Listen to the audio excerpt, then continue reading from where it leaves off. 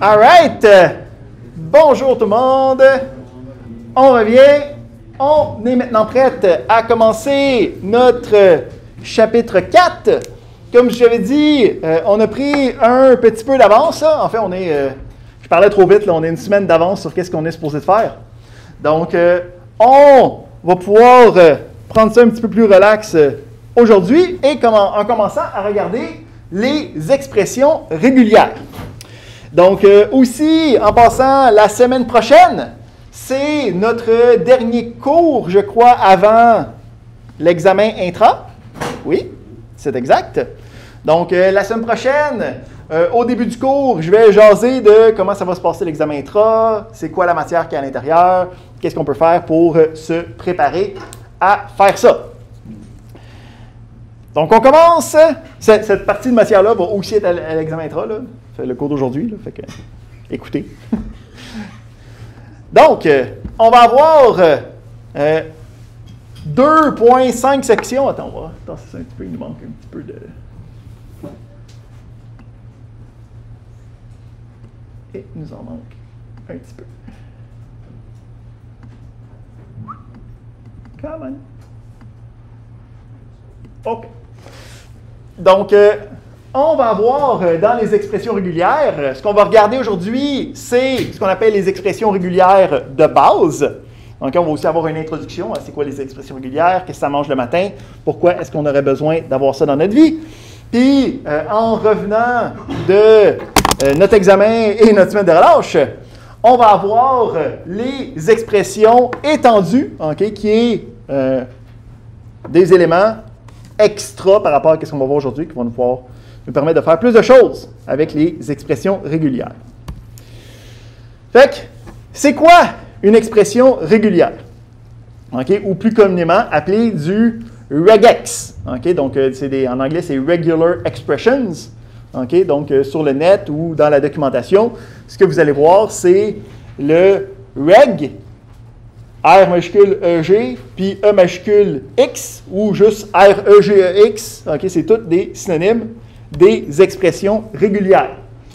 Donc, le but d'une expression régulière, ça va être de retrouver un motif, okay? Ou en anglais, ils appellent ça un pattern à l'intérieur d'une chaîne de caractères. Okay? Donc, exemple, le plus typique des expressions régulières, c'est j'ai une série de textes, okay? Puis à l'intérieur, j'aimerais ça trouver des numéros de téléphone. Comment est-ce que je fais pour savoir que c'est des numéros de téléphone?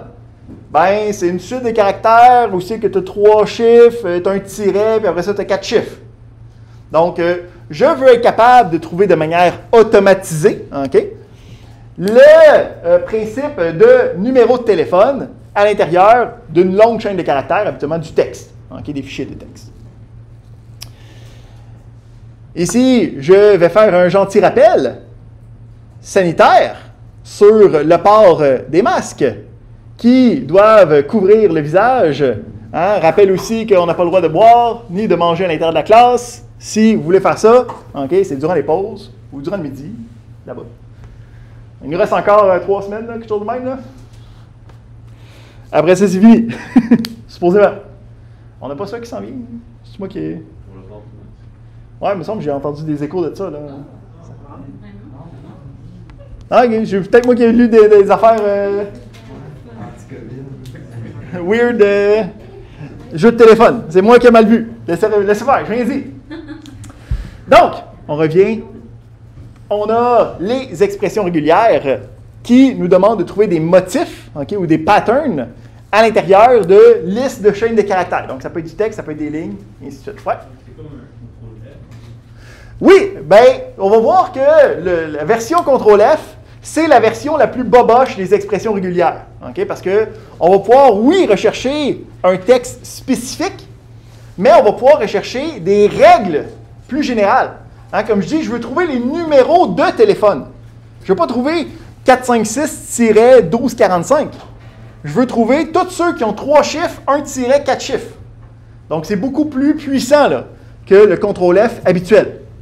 En fait, dans la majorité des éditeurs, okay, donc, admettons, tu utilises Visual Studio Code, là, dans Visual Studio Code, quand tu payes sur CTRL-F, tu as une version normale, Puis tu as une version où c'est que tu peux écrire des expressions régulières pour être capable d'avoir une meilleure recherche, en fait.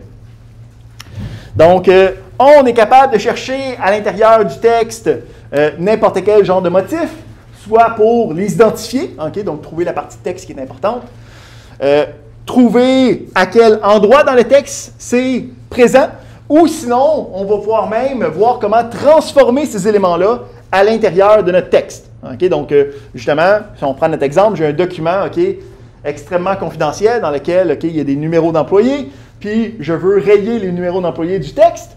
Fait que je veux trouver tous les patterns qui ressemblent à un numéro d'employé, puis changer ça par étoile, étoile, étoile, étoile. Puis on est capable de faire ça d'une manière facile et conviviale avec les expressions régulières. Ça ressemble un peu à ce qu'on a fait avec le globe, en fait, avec les expansions du shell, mais ce n'est pas les mêmes règles. Même s'ils utilisent les mêmes symboles, mais ils les utilisent pour des éléments différents. Fait que c'est vraiment chiant, OK? C'est deux sets de règles qui sont distinctes, qui font des choses semblables, mais qui ne utilisent pas les mêmes symboles pour les mêmes choses. Okay? Donc, c'est vraiment deux espaces à gérer dans notre tête. On a le globe, hein? Qu'on se souvient, on vient de revoir des exercices avec ça, où on avait le point d'interrogation pour dire j'ai un caractère quelconque, hein? J'ai l'étoile pour dire que c'est de 0 à une infinité de stock à l'intérieur. On avait aussi les crochets, hein, qu'on n'a pas vu dans le quiz, là, mais qui me permettent d'avoir une suite de caractères à l'intérieur, puis que n'importe quel caractère de cette suite-là peut être considéré comme étant un bon caractère. Hein? Fait que si j'ai A, L, B, L, O, hein? Ben, ça fonctionne avec Allo puis Ablo. OK? Ça, c'est bon. Donc, le globe, ce n'est pas des expressions régulières. Okay? C'est géré par le shell seulement. Donc, c'est géré avant qu'on envoie nos commandes. Puis, c'est seulement pour trouver des fichiers. Okay? Ça ne va pas nous rechercher le contenu de nos différents... le contenu texte de nos différents fichiers. C'est vraiment juste pour le nom des fichiers que le globe existe.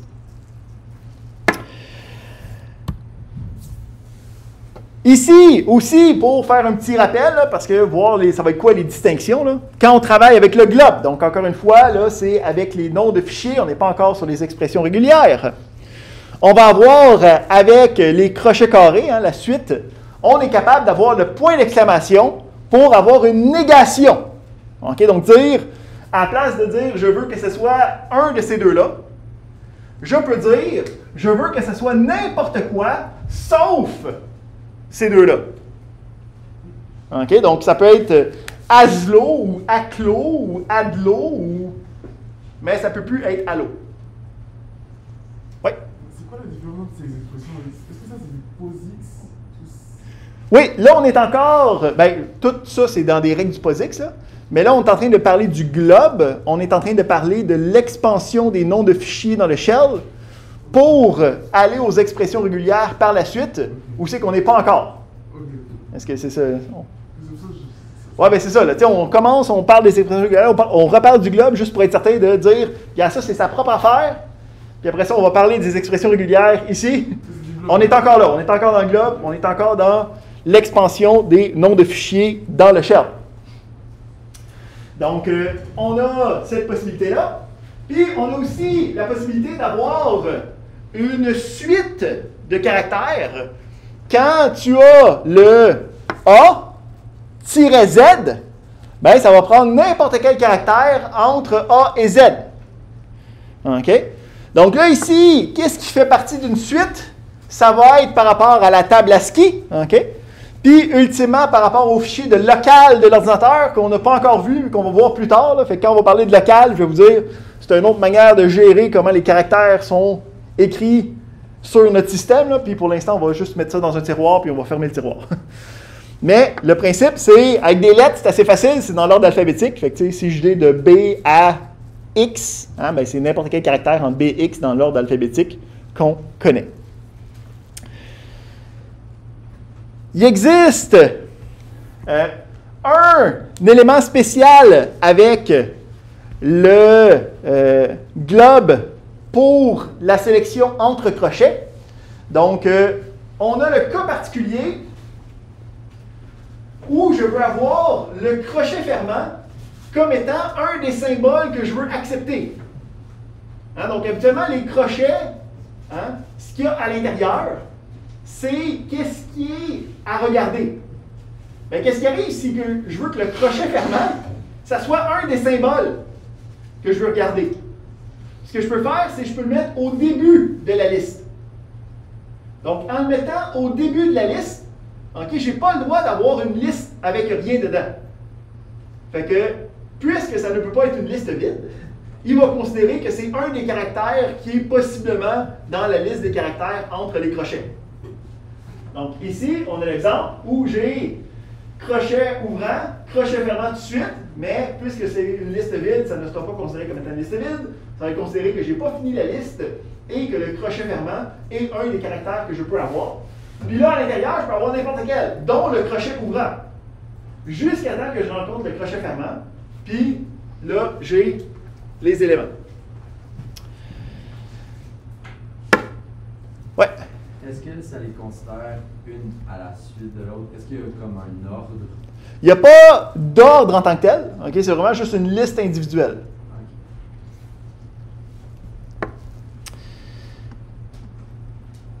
All right. Fait que, encore une dernière fois, il ne faut pas se confondre. Le globe et les expressions régulières travaillent sur le même genre de problème, okay? La gestion de motifs, mais à deux endroits différents, avec deux sets de règles différentes. Donc, le globe, c'est au niveau du shell, c'est pour l'expansion de fichiers. Les expressions régulières, c'est pour aller dans le contenu de texte. OK? Où c'est qu'on utilise des expressions régulières? Bien, en informatique, pretty much fucking everywhere. OK? Donc, c'est vraiment important à être capable de visionner ça, et d'être capable de gérer ça, parce que c'est super utile, autant dans l'édition de texte. OK? Donc, je veux renommer toutes les parties, je veux bouger les parties de code, tout ce qui est à l'intérieur de parenthèses, tout ce qui est... OK, tous ces genres de gestion-là, c'est super important. On va voir que dans l'administration de système, c'est aussi super utilisé. Donc, j'ai un paquet de journaux, là, de logs, qui a plein d'informations à l'intérieur. Je vais être capable d'aller chercher juste les informations que moi j'ai besoin. Donc, il faut que je sois capable de positionner, aller chercher juste ce que j'ai besoin. OK? Je ne veux pas avoir à shifter dans un document de 300 MB de texte. Là, OK? C'est pas pour ça que je suis payé. On a aussi le principe de gestion d'informations, donc dans des bases de données. Quand on va vouloir faire des recherches pour aller modifier des utilisateurs, pour aller changer des informations à l'intérieur de bases de données, c'est aussi quelque chose qui est utilisé. À même les langages de programmation, okay? Donc en Python, en Java, en Perl, en whatever, ils ont toutes des librairies d'expressions régulières qui vont te permettre de faire de la gestion de fichiers avec ces règles-là. Okay? Donc, ça va être c'est une syntaxe spécifique qui va être utilisée dans une multiplicité de domaines. Donc, c'est pas mal ça. C'est quelque chose qui est jamais central à l'informatique, mais qui est toujours connexe. Okay? Ça va venir avec tous les autres cours que vous allez avoir. Donc, dans vos cours de prog, il n'y aura pas un cours d'expression régulière. Là. Mais ça va être dans votre cours de prog, ça va être dans votre cours de base de données, ça va être dans votre cours de développement, de conception, ça va être dans votre cours d'intelligence artificielle. Ça revient tout le temps avec les annexes du cours. T'sais. Ouais. Je me suis demandé, ce sont des langages ou c'est plus des...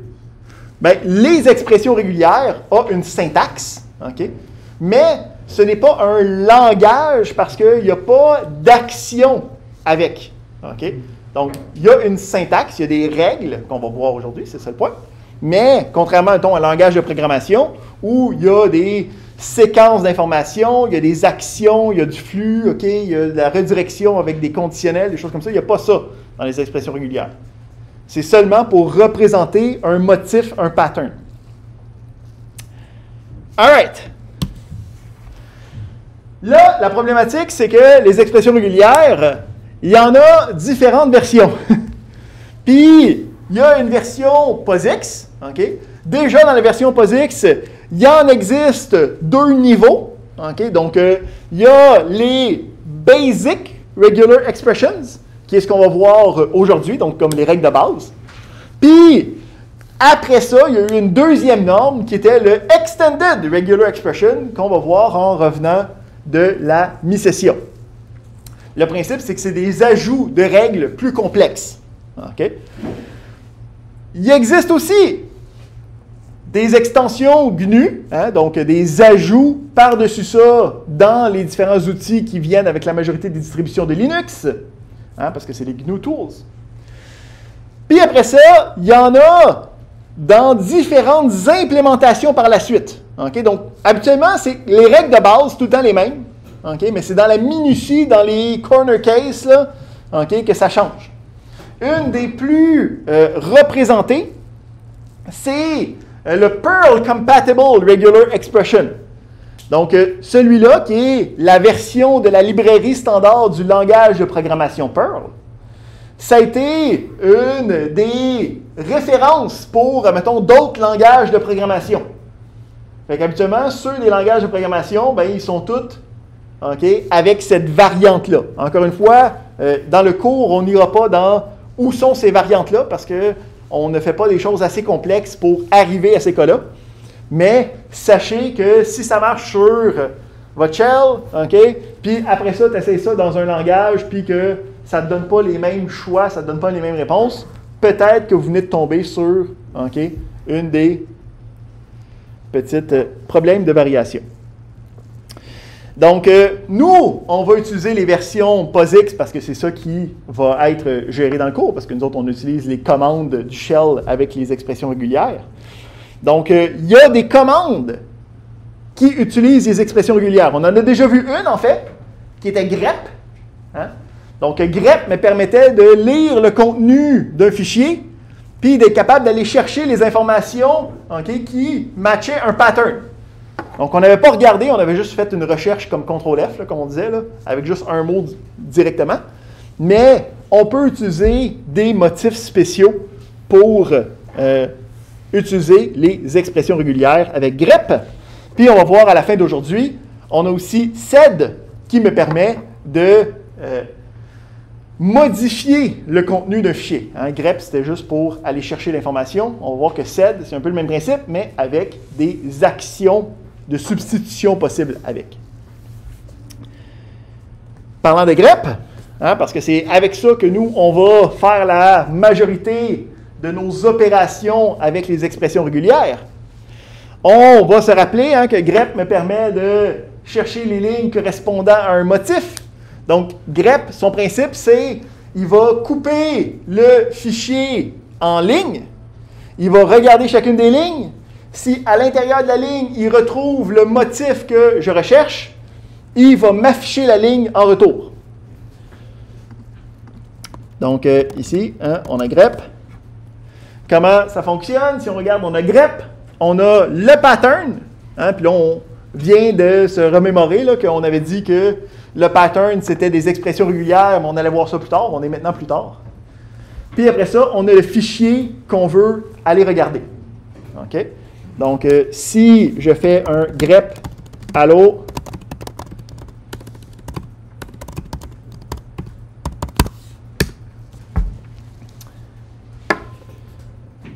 attends, on va mettre ça dans head, juste pour voir le résultat. Donc, j'ai dit, va chercher tout ce qu'il y a allo à l'intérieur. Là, j'ai fait head, fait que ça m'a juste affiché les 10 premiers. Mais je peux voir en haut qu'on en a une panoplie, puis on peut voir que ce n'est pas juste ceux qui sont au début, c'est n'importe où dans la ligne où c'est que c'est marqué allo, c'est le cas. Là, en passant, on utilise le fichier de dictionnaire. Le fichier de dictionnaire, c'est juste un fichier avec tous les mots francophones, un à chaque ligne. Okay? Fait que c'est vraiment gentil pour faire de la gestion de notre élément. En passant aussi, n'oubliez pas, si à un moment donné, vous voulez avoir ces affaires-là ou des choses comme ça, j'enregistre toujours la session en ligne. Là, j'ai J'ai oublié de l'uploader, il est arrivé ce matin, la session de la semaine passée, là, mais je vais être plus diligent, je vais faire ça juste avant de partir aujourd'hui, être certain que vous avez ces options-là aussi de votre bord. Fait qu'on a grep, on est capable d'aller chercher un motif. Il y a plusieurs options disponibles dans grep. Donc, on avait vu les options, OK, I pour ignorer la case, donc le majuscule, le minuscule. On a l'option N pour afficher le numéro de ligne avec. Donc, si on met ça avec l'option N, je peux voir le numéro de la ligne à laquelle il a trouvé l'information. OK? Donc, on a le "-v pour faire l'inverse. Donc, montre-moi toutes les lignes où il n'y a pas de motif. On a l'option X qui permet de chercher la ligne entière. Donc, le principe, c'est, si je fais la ligne entière, non, je vais aller ici. Il va aller chercher celui-là qui a exactement Allo dedans. OK? Ici, attends, là. Y a-tu pas Allo dans le dictionnaire? Ça serait drôle. Non, en fait, il ne l'a pas.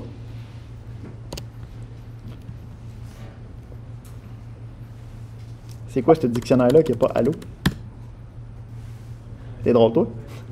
Oups, j'ai mis double X.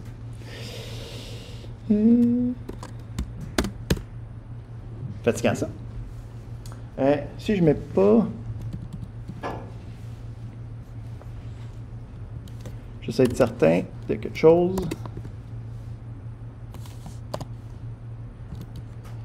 Ici, je veux tester quelque chose.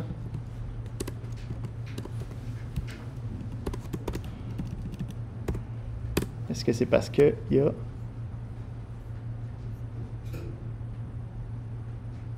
Ah non, il n'y a juste pas Allo dedans. Je crois qu'il a raison, il y a un accent circonflexe sur le mot. Oui. Ah ouais, il est donc bien drôle, lui. C'est donc bien drôle de Allo. On va voir comment gérer ça tantôt. On va pouvoir aller chercher le Allo. OK, d'abord, qu'est-ce qui arrive si je marque bonjour? Est-ce que bonjour, on va être correct? Hey, on a bonjour.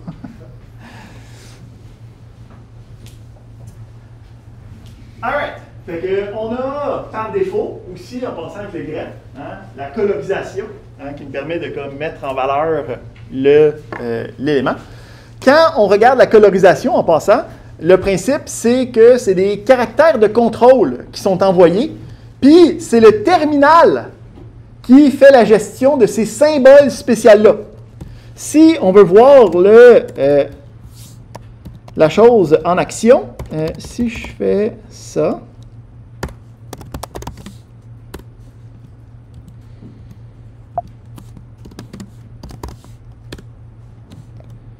est-ce que je l'ai ici? Comme ça ici. Fait que là, ici, j'ai envoyé ça dans less, qui me permet de voir le stock. Si je regarde ici, il y a le caractère escape, crochet 01, point virgule, 38.5, 202, M escape, crochet carré K. Là, ça marque bonjour. Là, ça marque escape, crochet, M escape, crochet K. OK, donc ça ici, en fait, c'est comme la commande interne qui permet de dire sélectionne une couleur qui est orange, commence à écrire des choses, arrête d'utiliser la couleur, puis là, après ça, il continue normalement. OK, donc on va le voir plus tard dans l'administration, là, mais c'est comme ça que la couleur est gérée à l'intérieur. Ce n'est pas magique, c'est juste d'autres caractères spéciaux que le terminal interprète comme étant des commandes spéciales. OK, il en existe un paquet d'autres d'options. Donc, on est capable de seulement afficher le mot correspondant. OK, donc, habituellement, ça sélectionne la ligne. Mais on peut dire, donne-moi juste le mot correspondant, si tu veux juste le numéro de ligne, de où c'est que c'est, des choses comme ça. Je peux afficher la liste des fichiers où c'est qu'il y a eu un résultat. Donc, avec le grep, je peux avoir une liste de fichiers. Affiche-moi juste la liste de fichiers où c'est qu'il y a un résultat. Je peux compter le nombre de correspondances à la place de les afficher. Je peux afficher des lignes avant et après le résultat. Donc, je veux dire, quand moi je vois ça, ce qui est important, c'est la ligne tout de suite après. Fait que quand tu le pognes, affiche-moi la ligne et la ligne après celle-là.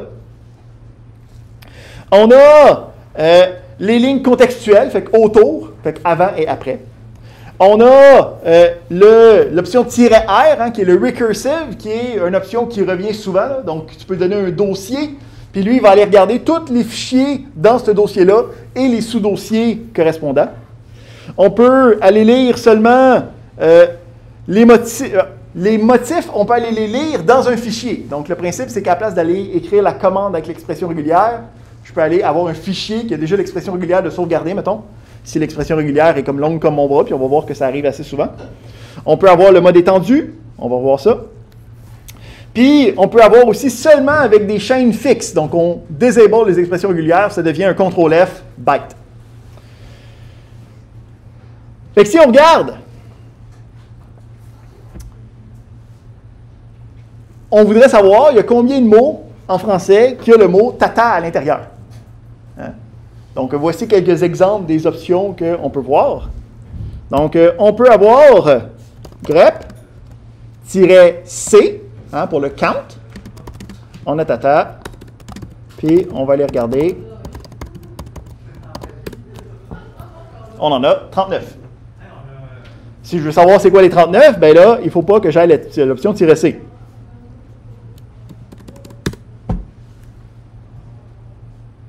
Donc, on a le count. On peut aller voir c'est quoi le mot qui précède le mot impact dans le dictionnaire. Donc là, je veux savoir c'est quoi le mot qui était juste avant. Fait que je veux savoir c'est quoi impact.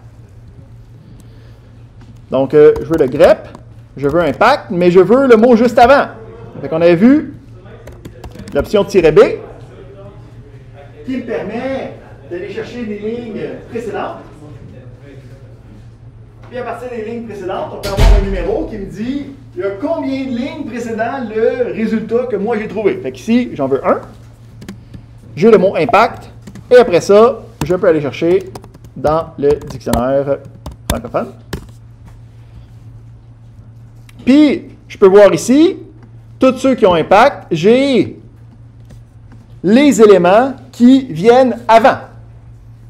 OK? Donc ici, le principe, c'est qu'il y en a plusieurs là, qui sont tous en liste. Là, fait ils vont tous me donner celle-là d'avant. C'était pas problématique. Mais si j'ai le premier, j'ai le résultat précédent. Puis si je veux avoir juste celui-là, ben, je pourrais rajouter l'option "-x pour dire je veux exactement le mot impact. Puis, je veux avoir une ligne avant ce mot-là. Fait qu'on peut voir que immutabilité est le mot qui existe avant le mot impact. On peut aller regarder dans les dictionnaires disponibles quels sont ceux qui ont immunologie. Hein? Donc, on va avoir le "-l pour donne-moi les noms des fichiers, puis le "-r pour dire va-t'en dans le dossier. Puis dans tous les fichiers de ce dossier-là et tous les sous-dossiers, on va aller regarder ce qui se passe. Immunologie.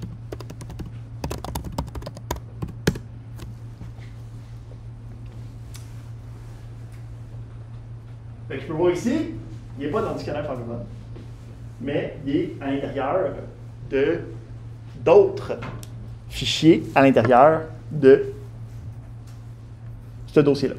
Oui? Je n'ai pas très bien compris ce que fait "-b1". OK. Fait que "-b", ça va aller lire les lignes précédentes à la ligne que j'ai matchée.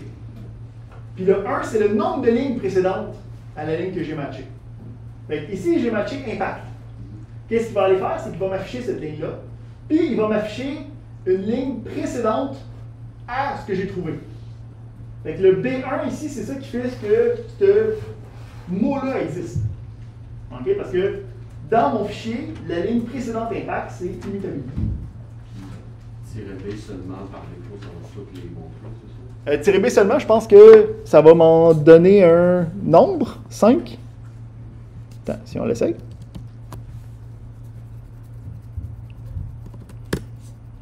Ah! Il veut pas. Ok, vous pouvez donner. C'est rêvé tout seul, il veut pas. Ok.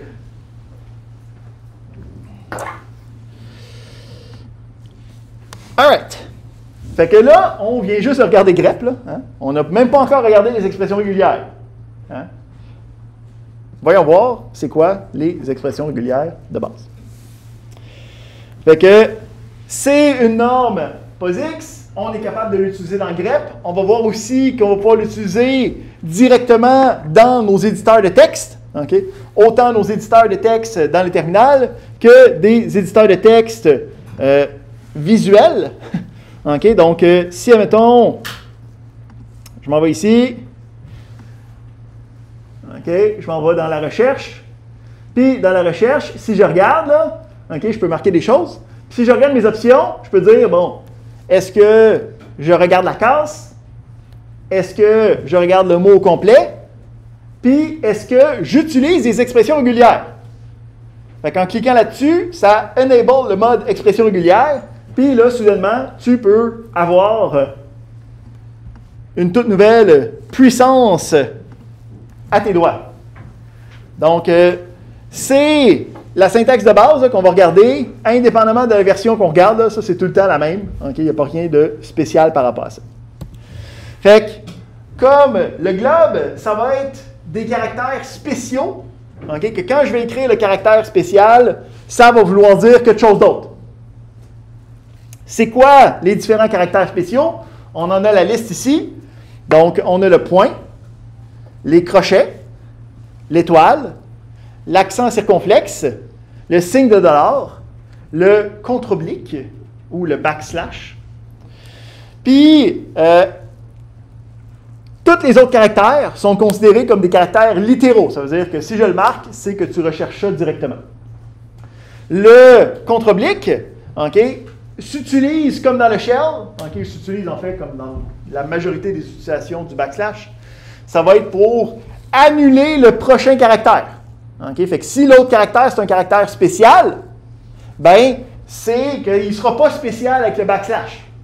Fait que si je recherche quelque chose qui a un point à l'intérieur, je vais pouvoir faire backslash point pour dire, yeah, je veux que ce soit littéralement le point que tu considères en ce moment, pas quelque chose de spécial.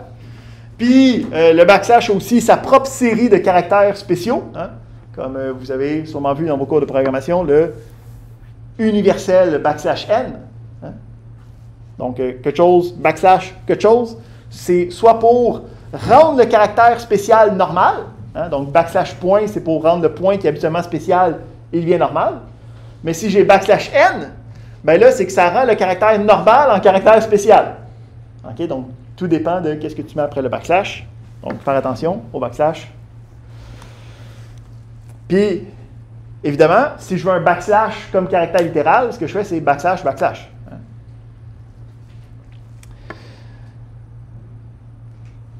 Ça, c'est bon. Fait que là, il va falloir porter une attention particulière parce qu'il y a certains de ces caractères-là qui sont aussi spéciaux pour le shell. Fait que quand nous, on va créer des expressions régulières, particulièrement avec les commandes comme grep, puis qu'on va vouloir envoyer ces commandes-là à grep, parce que c'est grep qui gère les expressions régulières, c'est pas le shell, je vais devoir regarder puis utiliser les guillemets et les guillemets simples à l'intérieur.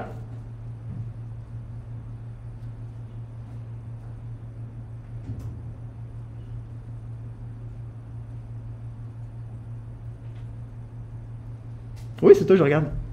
Merci. Donc, encore une fois, les expressions régulières et le globe, c'est pas la même chose. Donc, le point, on va les regarder, un après l'autre. Qu'est-ce qu'ils font chacun? Donc, le point, ça ressemble à ce qu'on avait comme point d'interrogation avec le globe.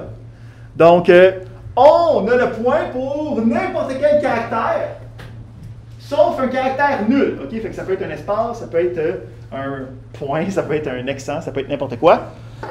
Mais c'est quelque chose, c'est un caractère. Donc, si j'essaye un grep avec SA.z. Attends, on va regarder ici.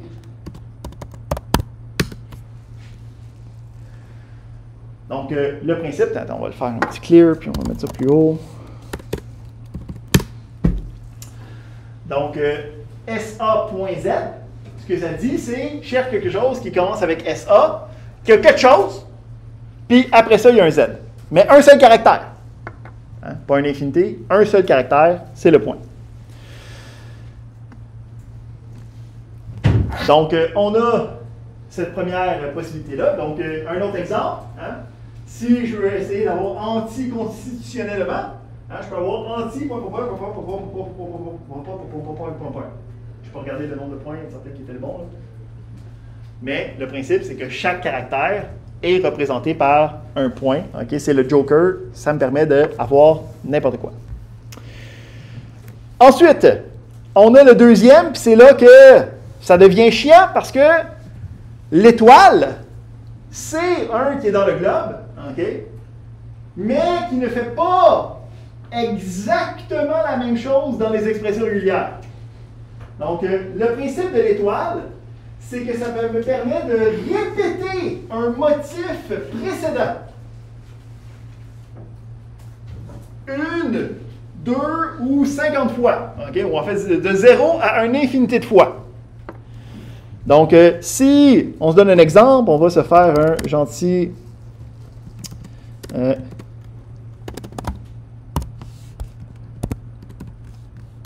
on va se faire l'exemple ici.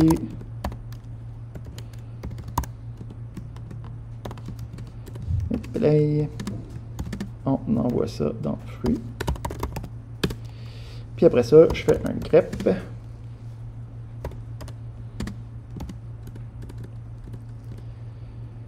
On va juste checker que fruit est bien là. J'ai oublié de faire pep.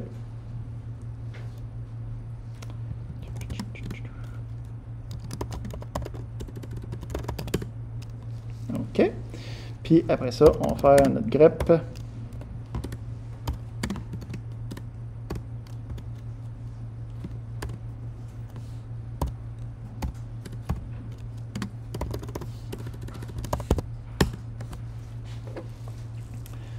Fait qu'ici, okay, bon, premièrement, on a le O. Quand on peut l'enlever, on va avoir les couleurs au complet, juste pour voir. Hein, le O me permettait d'aller chercher juste l'élément que j'ai sélectionné, plutôt juste la partie en orange. Donc ici, première chose, l'étoile, puisqu'il est utilisé dans le shell, si je veux l'envoyer en tant qu'expression régulière, il faut absolument que, encore une fois, je l'encadre pour dire « Hey, t'es pas dans le globe, t'es pas dans l'expansion, mais les différents, ben là, dans ce cas-ci, des guillemets simples, pour bien spécifier, gars, touche pas à ça, c'est à moi en ce moment, on est correct. » À l'intérieur de ça, j'ai donc mes trois noms de fruits. Et là, j'ai dit, pogne-moi n'importe quoi qui est M étoile E. Fait que M étoile E, qu'est-ce que ça veut dire? Donc l'étoile, ce que ça veut dire, c'est que le motif précédent, le M, il peut être là de 0 à une infinité de fois. Fait que quand je regarde ici, là, la première ligne a été sélectionnée, ça dit le E, ça répond à cette expression régulière-là. Pourquoi? Parce qu'il y a de 0 à une infinité de M suivi d'un E. Hein, parce qu'il y a 0 M, il y a un E, ça fonctionne. Deuxième, même principe, infinité de M, de 0 à une infinité de M, suivi d'un E, ça fonctionne. Mais là, le dernier, pomme, lui indique j'ai 2M, ça va faire partie du match. Hein? Pourquoi? Parce que j'ai dit M étoile, j'ai de 0 à une infinité de M. Fait que dans ce cas-ci, j'ai de 0 à une infinité de M, j'en ai 2. Ensuite, j'ai un E. Ça fait partie du match. OK, donc ici, l'étoile, pas la même chose que le globe, mais comme de 0 à l'infini est comme encore là, mais c'est le pattern précédent. C'est ça le point important de différence. Dans le fond, pour monde, il a fallu que un et monde soient l'un à côté de l'autre. comme le M et le E sont à côté de l'autre pour que ça. Exactement. Donc, autre excellent point. On a, OK, pourquoi est-ce que le M puis le E ici, ça ne fonctionne pas? Là, OK? Parce qu'on a dit, il faut absolument avoir le M 1 infinité de 0 à l'infinité de fois suivi du E. Si on voudrait être capable de dire, je veux un mot qui a un M ou un infinité, puis après ça, quelque part après, je veux qu'il y ait un E. Comment est-ce que je pourrais écrire ça avec une expression régulière? Excellente question, sous-jacente.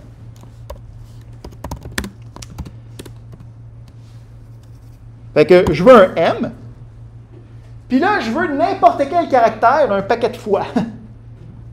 Et comment est-ce que je peux faire ça? Ben, je veux dire, je veux n'importe quel caractère, le point, puis j'en veux combien? J'en veux beaucoup. Puis après ça, je veux un E.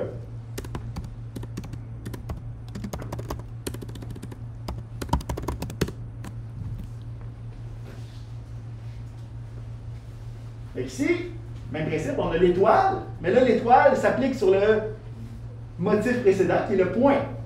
Fait que là, j'ai dit, je veux avoir de 0 à une infinité de whatever. Puis, entre les deux, ben, ça va être un M avant, puis un E après. Fait que là, on peut voir ici que mangue a pogné dedans. Puis le MME de pomme a encore été là. OK? Le premier M, c'était celui-là. Le deuxième, c'était dans le point étoile. Puis le E était à l'intérieur ici. Pour s'amuser avec les expressions régulières, on a un gentil site qui s'appelle Regex 101. OK? Donc, à l'intérieur de celle-là, on peut avoir des outils qui me permettent de tester les expressions régulières. Là, il faut faire attention parce que lui utilise, OK, le Perl Regular Expression. OK, donc, ce n'est pas garanti que ça va être la même chose dans tous les cas avec notre environnement POSIX dans notre shell. Mais, mettons que pour aujourd'hui, en regardant les expressions de base, il n'y aura pas de variation dans ce qu'on est en train de faire. Fait que si je regarde ici, puis là j'écris banane. Non, banane. J'écris pomme. Non. J'écris mangue. J'écris pomme. OK? Puis là, à l'intérieur, je vais regarder l'expression que j'avais. Fait que M point étoile E. On peut voir que les matchs qu'il a trouvés. Puis, OK, ce qui est intéressant, c'est qu'on va voir qu'il me donne, OK, les différentes positions, les différents matchs, avec tout ce que j'aurais pu vouloir. Ouais. Comment est-ce qu'on fait pour regarder, par exemple, les sauts à la ligne? C'est avec backslash n aussi? Ouais. Dans les expressions régulières? Ouais, bien ça, tu peux avoir un backslash n à l'intérieur. D'accord. Je ne savais pas. Ouais. On va voir aussi qu'il y a un symbole spécifique juste pour ça. Fait que tu vas être servi dans quelques minutes. OK? Fait que on est bon avec ça. Donc, encore une fois, faire attention, dès qu'on commence à utiliser des choses un peu funky, OK? Toujours utiliser les guillemets, comme ça, on s'évite, OK, d'avoir des expansions malencontrues. On peut utiliser les encres. Donc, les encres me permettent de dire, je veux que tu commences ta recherche ou ton motif seulement au début ou à la fin de la ligne. Donc, le caractère circonflexe, le chapeau, me permet d'indiquer le début de la chaîne. Puis, le caractère signe de $ me permet de dire que c'est la fin de la chaîne, la fin de la ligne. Donc, si je regarde cet exemple ici, là ici, encore une fois, hein, des fois, ce n'est pas nécessaire de le mettre en guillemets ou pas. Le principe, c'est que dès qu'on commence à travailler avec les expressions régulières, mets-les tout le temps en guillemets simples. Okay? Comme ça, tu t'évites des problèmes. Fait qu'on a ici circonflexe, fricasse. Puis, le caractère signe de $. Me permet de dire que c'est la fin de la ligne. Donc, si je regarde cet exemple ici, là ici, encore une fois, Fait que ce que ça indique, ça, c'est que je veux avoir le début de la ligne, puis après le début de la ligne, je veux avoir le mot FRICAS. Donc, n'importe quoi qui commence la ligne avec FRICAS serait dans le motif sélectionné. Inversement, donc ici on a les exemples, là. Vous pouvez les refaire par vous-même si vous voulez. On a le signe de dollar. Là, le signe de dollar, c'est un caractère spécial du shell, fait que ça va être doublement important de se rappeler d'utiliser les guillemets simples, mais vous devriez tout le temps faire les guillemets simples par bonne pratique avec les expressions régulières. Donc, le signe de dollar, lui, dit c'est la fin de la ligne. Donc, quand j'écris KEI signe de dollar, c'est un indicateur que je veux que les derniers caractères soient KEY. Donc, ici, on a hockey et jockey qui sont sélectionnés. On peut avoir les deux ensemble. Évidemment, ces deux caractères-là sont obligés d'être au début de ton expression régulière et à la fin. Okay? Puisque, avec le grep, en tout cas, là, le principe, c'est que c'est le début puis la fin de l'expression. Fait que tu ne peux pas les mettre en plein milieu. Okay? Tu ne peux pas dire ça, c'est un saut de ligne ou quoi que ce soit. C'est toujours au début, toujours à la fin. Donc, je peux, pour aller sélectionner quelque chose qui est la ligne complète, avoir l'accent circonflexe au début, ce que je recherche. Encore une fois, on peut avoir les autres patterns, hein, les étoiles, les points. Puis après ça, le signe de dollar pour dire ça, c'est la fin de la ligne. En fait, cette dernière variation-là, où c'est qu'on a l'accent circonflexe au début puis le signe de dollar à la fin, c'est l'équivalent à utiliser le tiret X qu'on a vu tantôt. Là, qui me dit sélectionne-moi seulement la ligne qui répond exactement au match. C'est le même principe que d'avoir notre match puis de dire check les débuts, check les à la fin. C'est synonyme.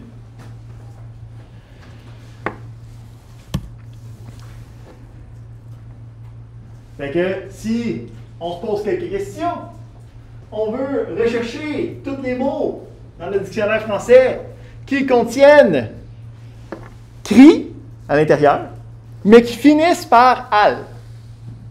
Hein, ça ressemblerait à quoi? On va faire un clear. J'ai mon grep. OK? Fait qu'à l'intérieur, je veux qu'il y aille cri. Puis après ça, je veux avoir n'importe quoi, puis que ça finit par AL. Bien, pour avoir n'importe quoi, on en a jasé tantôt, là, le point me permet de dire n'importe quel caractère. L'étoile me permet de dire répète un nombre de 0 à une infinité de fois le dernier élément. Fait qu'on a le point étoile. Puis après ça, on veut que ça finisse par AL, mais on veut que ça soit la fin de la ligne. Donc, signe de dollar.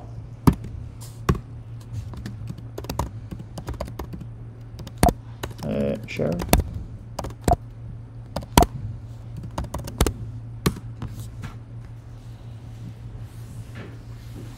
Donc, on peut voir ici, on a écrit des choses.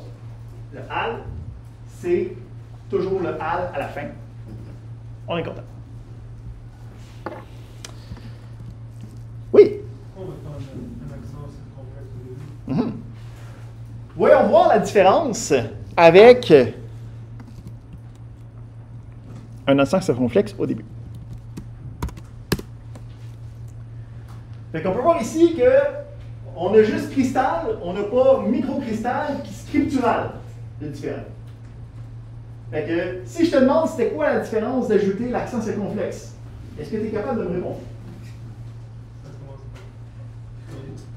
Exact. Donc, ça ici, ça l'indique, il faut que ça commence par cri.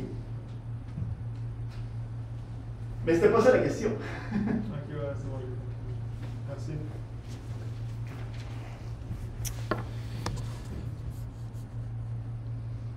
OK, on est bon, on est bon, on est bon. Parfait. On a la possibilité d'avoir des crochets. Donc, les crochets, ça ressemble à qu'est-ce qu'on avait avec le globe. Ça me permet d'avoir une liste de caractères possibles pour être capable de faire une sélection à l'intérieur de ces caractères-là. OK? Donc, ici, on a crochet, A-E-I-O-U, crochet. Hein? Donc, ça devient le motif qui me dit les lettres, OK, les voyelles. Mais là, qu'est-ce qui est intéressant, c'est que je peux l'agencer avec quelque chose comme l'étoile. Quand je fais l'étoile suivie d'une liste de caractères, ben, ça va être cette liste-là qui va pouvoir être répétée comme pattern. Fait que là, qu'est-ce que je suis en train de dire? C'est, donne-moi toutes les voyelles contiguës qui sont ensemble. Là, ici, dans l'exemple, encore une fois, dans les options de grep, attends, on va grep, hein, s'en rappeler. Hein, parce que quand on ne s'en rappelle pas, on est comme -O, qu'est-ce que ça fait? On fait une recherche avec le slash, on fait -O, puis là, on peut aller voir le -O. Puis là, print only the match, non-empty parts of a matching line. Fait que ça va juste aller chercher les parties spécifiques. Fait que quand je fais un écho de avec un grep-O. Encore une fois, faire attention, les crochets carrés, ça fait partie aussi du globe. Nous, on ne veut pas l'utiliser au niveau du globe, on veut l'utiliser au niveau des expressions régulières avec le grep. Donc, en gros, à chaque fois que tu utilises le grep, mets tes gentils A-E-I-O-U étoile.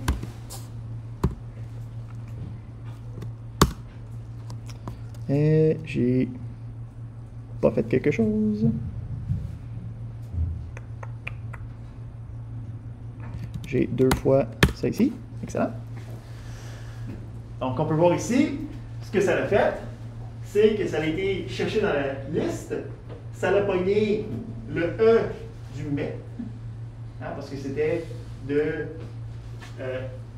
au moins un élément de voyelle. Puis on a A-E-I, pardon, A-I-E-U, qui est le A-I-E-U, mais pas avec le X, hein, parce qu'on disait qu'on veut juste pogner les voyelles qui sont au-dessus. Qu'est-ce qui est intéressant aussi, c'est, on a ici un pattern, hein, qui dit que ça va de 0 à une infinité de A-E-I ou U. Mais un pattern de 0 d'éléments, tout seul, ça pourrait être comme n'importe quoi. Hein. Donc, faire attention. Un pattern qui fait juste tout prendre, c'est pas considéré comme un pattern. Okay? Fait que ici, il faut qu'il y ait quelque chose au moins. Okay? Donc, l'étoile, habituellement, c'est de 0 à quelque chose, mais dans ce cas spécifique-là, où c'est que c'est le seul pattern possible, il faut au moins qu'il y en ait un pour dire que ça a sélectionné quelque chose. On peut avoir, avec les listes de caractères, la négation, hein, comme on avait aussi avec le globe, on a vu le point d'exclamation suivi de la liste, me permettait de dire n'importe quoi sauf ceux-là à la place de ceux-là. Même principe, c'est juste que là, la négation, c'est l'accent circonflexe à la place du point d'exclamation. Puis là, ici, faire attention, ça veut dire que l'accent circonflexe, il fait 2 choses différentes à 2 endroits. S'il est au début de mon expression régulière, c'est que ça sélectionne le début de la ligne. Si c'est à l'intérieur d'une liste de caractères, c'est que ça inverse la sélection, ça dit tous ces caractères sauf ceux-là. Donc, même principe, si je fais ça, mais je fais l'inverse, donc là, ça me dit, pogne-moi n'importe quoi qui n'est pas une voyelle.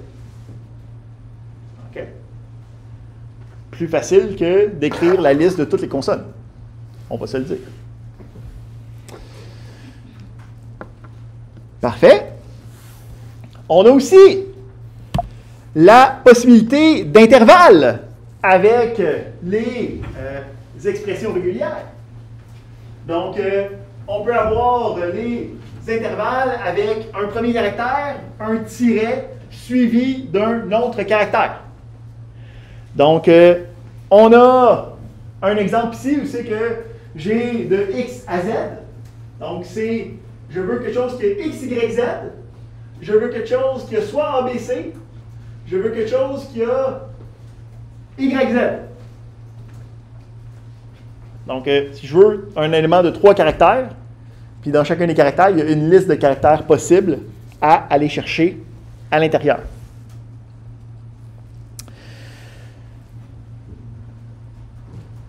Qu'est-ce qu'il y a d'autre à dire? Si on fait celui-là ici, pour le voir, celui-là, je vais subtilement le copier pour ne pas avoir à faire d'erreur.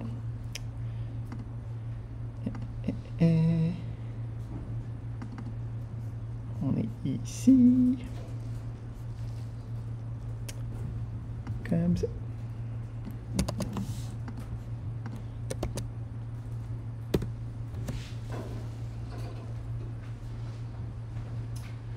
Donc, il faut faire attention dans la sélection des différents caractères. Là, ici, qu'est-ce qui est intéressant? J'ai dit, va prendre les choses de point d'exclamation à étoile.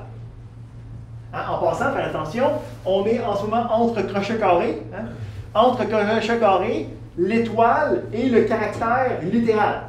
Hein, ce n'est pas la répétition du motif, c'est juste à l'extérieur qui serait la répétition du motif. Fait que là, la question, c'est quels sont les caractères qui sont entre point d'exclamation et étoile? Puis là, la réponse, c'est point d'exclamation, OK? C'est le dièse, mais il y a un vrai nom, là. Je me suis vu. Pourcentage, éperluette, parenthèse ouvrante, parenthèse fermante. Là, t'es comme, OK. Bon, why? Puis là, il faut se souvenir que les caractères qui sont inscrits dans l'ordinateur, ce n'est pas des caractères littéraux en texte, hein? C'est un encodage qu'on avait vu avec la table ASCII. Donc, si on demande « Gentille, table ASCII, dis-moi, table ASCII, qu'est-ce qui existe entre point d'exclamation et étoile? » Ben, on a en fait double guillemets, OK, hashtag, signe de dollar, pourcentage, éperluette, barre, parenthèse ouvrante, parenthèse fermante et étoile. OK, donc c'est ça que lui utilise pour gérer sa liste de valeurs possibles. Derrière, oui.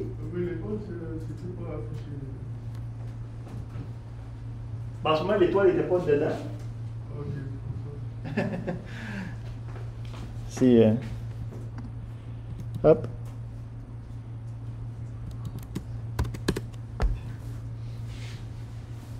Même chose pour le point d'exclamation et tout. OK.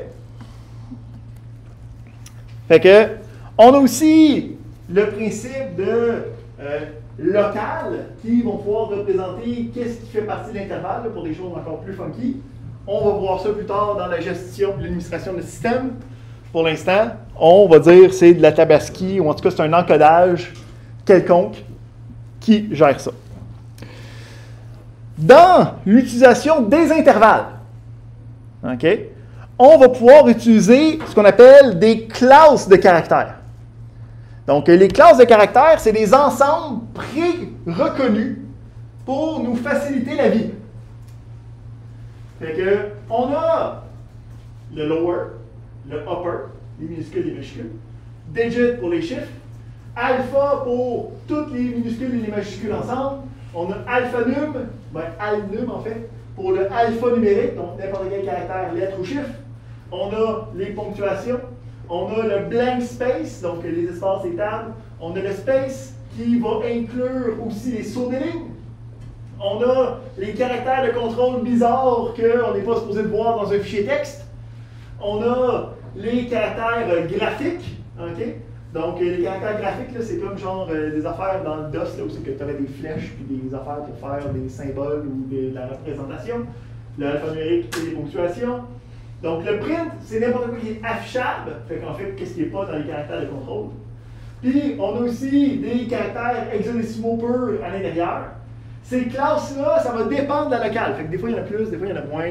Puis ça va dépendre aussi de qu'est-ce qu'il y a à l'intérieur. Comme nous autres, avec nos locales francophones sur nos ordinateurs, ben, dans le alphanumérique, il y aurait des accents. Okay? Mais ce n'est pas dans toutes les locales que ça existe. On va voir c'est quoi les différentes locales plus tard, qu'est-ce que ça implique, comment est-ce qu'on gère. Pour l'instant, on se dit qu'il y a juste des caractères ASCII. Ça va juste être directement à l'intérieur. Une fois qu'on a ça, on va avoir aussi d'autres classes de caractères. Ceux-là, par exemple, sont étendus par rapport à la norme POSIX de base, mais c'est considéré dans la majorité des expressions régulières que vous allez rencontrer. Okay? Fait autant dans les expressions régulières des outils GNU que les expressions régulières des langages de programmation. On a des abréviations pour ces classes-là. Donc, on a le \W, okay, pour une lettre, un chiffre ou un tiret. Fait en gros, comme quand on parle en Java, c'est un identificateur. N'importe quoi qui fait partie d'un identificateur fait partie de ça. On a l'inverse, donc tout ce qui n'est pas un de ces caractères-là. On a un espace, on a l'inverse de l'espace, on a un chiffre, on a l'inverse d'un chiffre. On a une frontière entre un mot et un pas mot. Donc, tu as une série de lettres, puis là, tu pourrais dire, ben, voici un espace, voici un tiret, voici un apostrophe. Ça ne fait plus partie du mot. OK? On a l'inverse pour dire, on regarde le mot. On a le début d'un mot, on a la fin d'un mot. Puis, là, encore une fois, ça, c'est des extensions. Donc, ça dépend des différents langages, les variations des expressions régulières, et ainsi de suite. Si on regarde un exemple de cela, on va avoir, mettons, j'ai un grep avec le mot garde. OK? Fait que le principe, c'est ça va avoir n'importe quoi qui a le mot garde, que ce soit avant, après, dans le milieu du mot, c'est pas grave. Si j'utilise ça avec le \B, c'est quoi le \B? On s'est dit que c'est une frontière entre un mot et un pas mot. Fait que là, ce que ça veut dire, c'est que je peux prendre le mot garde, puis je dis que ça, c'est le mot, puis après ça, je veux que ce soit pas un mot, puis avant, je veux que ce soit pas un mot. Fait que si on veut voir qu'est-ce que ça pogne, ben, lui, il considère les tirets comme étant faisant partie plus du mot. C'est une combinaison de mots. Fait que là, ici, on a juste les garde quelque chose ou les quelque chose garde. Dans un texte, ça pourrait être aussi un espace, ça pourrait être un point, ça pourrait être n'importe quelle ponctuation, donc n'importe quoi qui n'est pas un mot.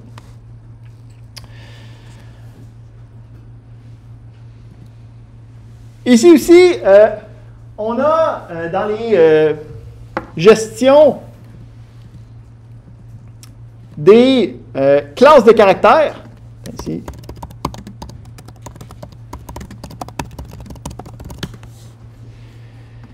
Blablabla.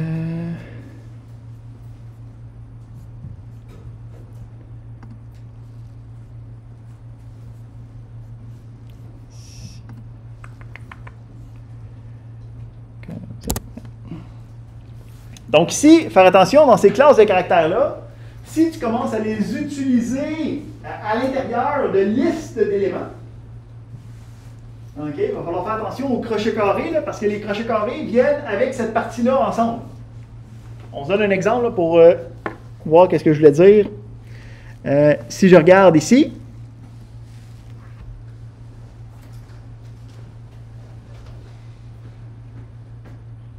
fait que on a le principe de la classe d'équivalence au caractère. On a souvent des outils qui me permettent d'avoir pour nos locales spéciales là, toutes les variations d'un caractère. Fait que, tu sais, pour C, c'est C, C, accent circonflexe, C quelque chose d'autre. Mettons E, accent aigu, accent grave, accent circonflexe. OK. CD, je ne sais Fait que, on peut avoir ici les E qui sont représentés comme liste d'éléments. Là, il faut faire attention parce que cette classe-là, les éléments qu'on a vus plus haut, c'est les crochets carrés suivis de quelque chose. Ben, pour que ça soit dans une liste, il faut qu'ils soient à l'intérieur d'une liste eux-mêmes. Fait qu'il faut avoir un crochet pour dire que c'est la liste, puis un crochet pour dire que non, c'est la classe spécifique que je veux. OK? Sinon, ça nous donne des problématiques, comme qu'est-ce qu'on peut voir ici. Donc, je fais juste le crochet avec le E. Mais là, lui, il pense, donne-moi les choses qui ont des égales ou des E. Parce que c'est ça qu'on a vu quand on avait un seul crochet, c'était une liste de caractères. Lui, il considère ça à l'intérieur.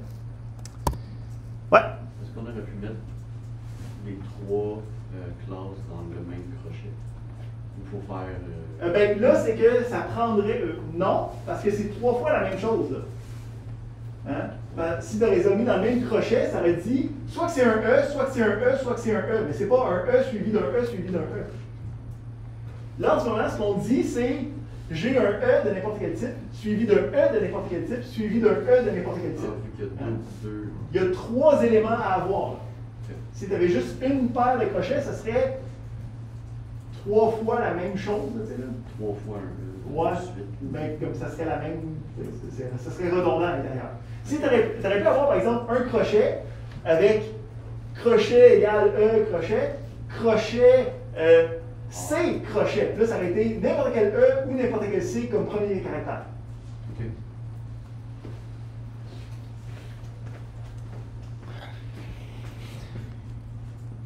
All right. Il existe des... OK. Il faut comprendre que le texte, OK, puis la manière d'écrire, si tu te gardes à juste les caractères latins, okay, puis particulièrement la langue anglaise, c'est bien chill. Mais si on commence à considérer le langage puis la langue comme étant quelque chose d'international, ça devient foutaisement difficile rapidement. Okay? Autant parce que même dans les langues latines, on a ce qu'on appelle des digraphes. Okay? Donc, il y a le principe là, dans les langues de graphème qui est comme un symbole qui représente un élément. Ben, dans certaines langues, on a des digraphes, donc 2 graphèmes qui sont comme mergés ensemble, qui deviennent un seul symbole. En français, on n'en a pas tant que ça. Là. Le plus proche qu'on a, c'est comme le AE qui est comme collé ensemble. Okay? Mais qui n'est même plus utilisé dans le français moderne. Mais il y a plusieurs langues qui ont ça à même leur fondement de langue. Puis, ça peut devenir rapidement problématique de dire je recherche quelque chose, ben est-ce que ça fait partie du digraphe ou pas? Okay? Donc, ici, il y a une panoplie de problématiques et une panoplie de solutions dont fait partie la base d'Unicode qu'on a parlé, quand on a parlé de l'encodage. Dans le cours, on va assumer que toutes les choses sont en anglais ou minimalement en français, puis qu'on n'aura pas des codes de graphème spécial, bizarre, qui fait en sorte qu'il a fallu développer plein de solutions à plein de problématiques réelles. Alright, fait que essayons ces différents outils-là avec quelques tests. Fait que je veux rechercher tous les mots en dictionnaire français qui ne contiennent aucune voyelle. Fait que je veux chercher à l'intérieur des choses qui n'ont aucune voyelle. Fait que là, on va voir différentes options, puis on va voir qu'est-ce qui est problématique. Tu sais, on peut y penser quelques instants, essayer de trouver qu'est-ce qui se passe. Ici, ce serait le temps d'une pause, mais il me reste genre 10 minutes, puis après ça, on aurait fini. Fait que je pense qu'on va push through, puis on va juste finir plus tôt. On a donc quelques options. Fait que Première chose, je fais comme, ben, c'est facile. Hein? Je veux pas A, I, O, U, fait que je me fais un groupe, je dis pas A, I, O, U, paf, c'est fini. Mais là, il faut comprendre que grep sélectionne la ligne au complet. Hein? Donc là, ça sélectionnerait n'importe quel mot qui ne contient pas au moins une voyelle. En fait, là, ça prend n'importe quel mot qui a au moins une consonne. C'est pas mal trop large, je ne sais pas ce qu'on demande pantoute. Fait que là, je me dis, OK, c'est facile, on a juste à dire tiret AIU étoile. Mais là, la problématique, c'est que ça sélectionne encore une fois n'importe quelle ligne qui comprend ce que j'ai besoin. OK? Donc, ici, mettons le mot tout. Ben, il y a un T. T, c'est de 0 à une infinité de fois, pas une voyelle, donc c'est sélectionné. Hein? Puis ici, en fait, ça reconnaît tout, ça reconnaît tous les mots. Ici, c'est pas tout, c'est tout le monde. C'est une farce. Bon. Fait que là, OK, parfait. On a ensuite, ben là, OK, d'abord, on a vu comment partir au début de la ligne et aller à la fin de la ligne. Je pars du début de la ligne, je m'en vais jusqu'à la fin de la ligne, puis je dis que on a une répétition de 0 à une infinité de caractères qui n'est pas A, I ou U. Hein? Ça sonne comme béton, cette affaire-là. Mais là, la problématique, c'est que on tombe dans nos particularités francophones, les mots dites. Puis là, ça commence à nous afficher tous les mots qui n'ont pas des consonnes tant qu'on n'a pas des accents dedans. Hein? Parce que AG, ben, il n'y a pas A, I ou U dedans. Hein, il y a A accent circonflexe, puis il y a E accent aigu. Là, tu es comme, OK, d'abord, donne-moi ceux qui n'ont pas A, A, E, E, I, U, U. Puis ça marche. OK? Pas super convivial. OK? Surtout parce que I tréma, j'ai aucune idée il est où sur mon clavier. Donc, là, c'est un endroit où on peut utiliser justement les classes de caractères qu'on vient tout juste de voir. Donc, ce que je peux dire, c'est le même principe. Hein? On a de début à la fin. Je veux un pattern qui peut se répéter une infinité de fois.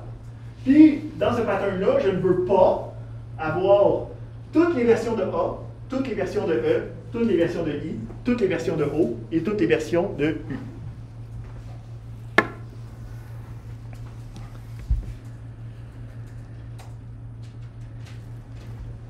Puis, on se souvient qu'avec grep, on peut aussi, quand on a le signe de début au début, puis le signe de fin à la fin, on peut remplacer ça par notre option X pour nous faciliter la vie.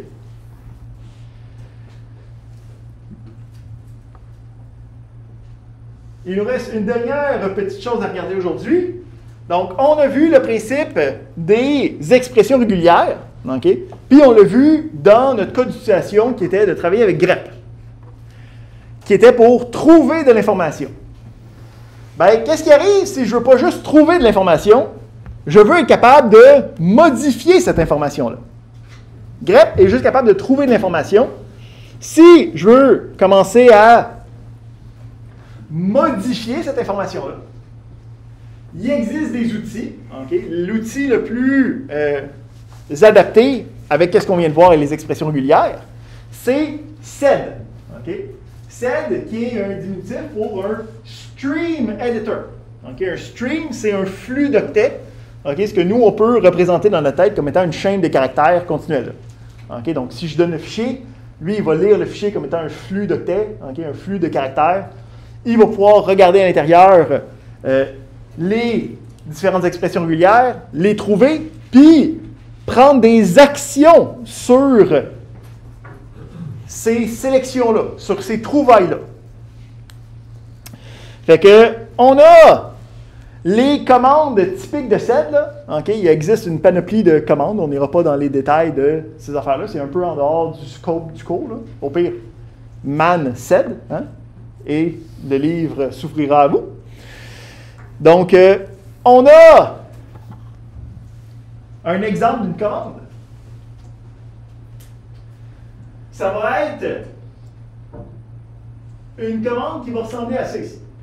Donc, le principe, c'est j'ai une action quelconque à prendre. Okay? Puis l'action de celle par défaut, c'est une lettre. Donc, on a une série de lettres ou de chiffres pour décider c'est quoi la commande que je veux. Le S, c'est pour substitution. Donc, ça va remplacer quelque chose par quelque chose d'autre. Puis après ça, lui, pour délimiter ses commandes, il y a des slash. Okay? Fait que c'est comme le premier paramètre, c'est l'action que je vais prendre, c'est l'action S. Là, après ça, j'ai un slash. Le premier paramètre, c'est qu'est-ce que je veux trouver. C'est quoi que je veux substituer. Puis là, je peux mettre une expression régulière. Donc là, j'ai le mot ancien littéralement.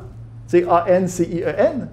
Mais ça pourrait être des crochets carrés, des points, des étoiles, des listes de caractères, okay, n'importe quoi. Puis à chaque fois qu'il va trouver ça, ce pattern-là, il va le remplacer par la nouvelle version.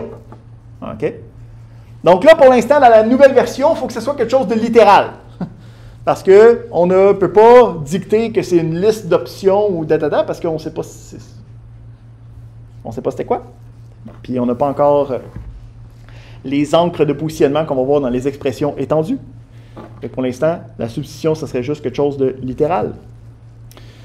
Puis on peut passer ça sur le fichier, puis ça me permettrait de, comme je donnais comme exemple, de prendre des numéros de téléphone, puis de les anonymiser. Okay? Fait que tu trouves les numéros de téléphone, tu dis, ben, j'ai des parenthèses, j'ai 3 chiffres, okay, j'ai une parenthèse, j'ai 3 autres chiffres, j'ai un tiret, j'ai 4 autres chiffres. Remplace-moi ça par étoile, étoile, étoile.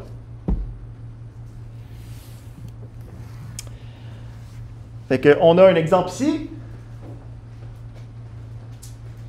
où j'ai un fichier quelconque. Okay.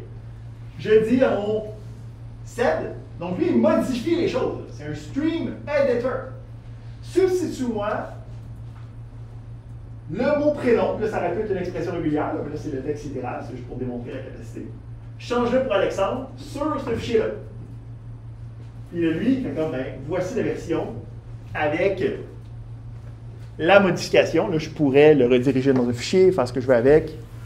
OK, retravailler avec les choses comme j'ai besoin. Ouais. Dans le fond, c'est parce qu'il va chercher le mot prénom dans le texte, comme ça qu'il sait c'est quoi. Exactement. Donc, substitue-moi ce que tu trouves là par ça.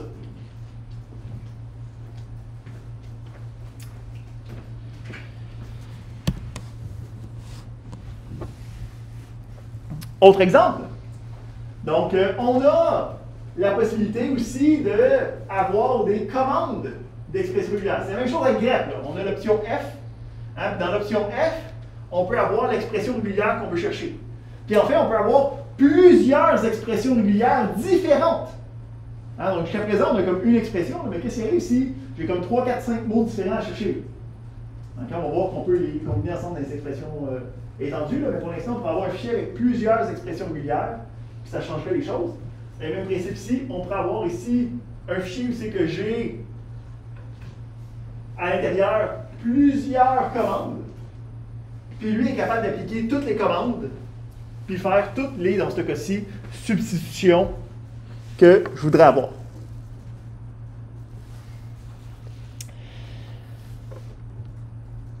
Ici, en passant, grep. Hein? Une bonne question, c'est pourquoi ça s'appelle grep.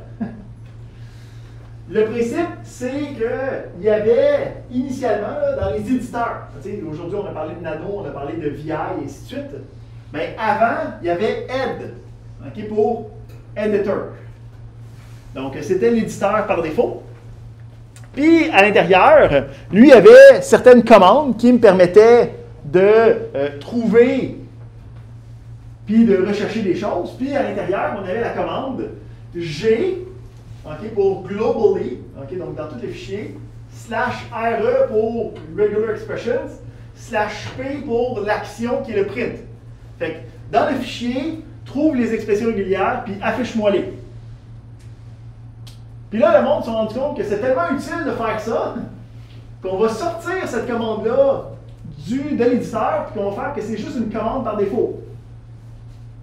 Mais tout le monde savait utiliser cette commande-là avec l'option G/RE/P. Fait que ça a juste pris cette option-là, puis c'est devenu le nom du programme. G-R-E-P.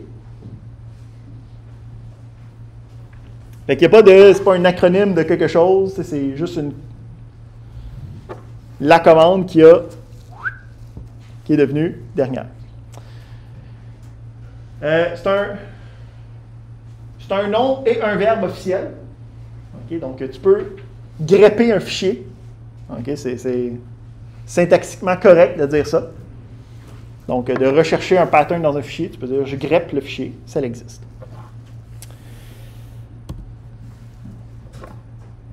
Ça, c'est pour nous dans 2 semaines. Donc, c'était tout pour cette semaine. On a vu les expressions régulières de base. Il nous reste encore 1 semaine et demie pour terminer le premier travail pratique. La semaine prochaine, on va... on va commencer à regarder ça la semaine prochaine, là. Mais ce ne sera pas dans l'examen. On va aussi regarder qu'est-ce qui se passe dans l'intra, comment ça va se passer, qu'est-ce qu'on doit s'attendre, qu'est-ce qu'il y a à étudier, et ainsi de suite. Sinon, vamos!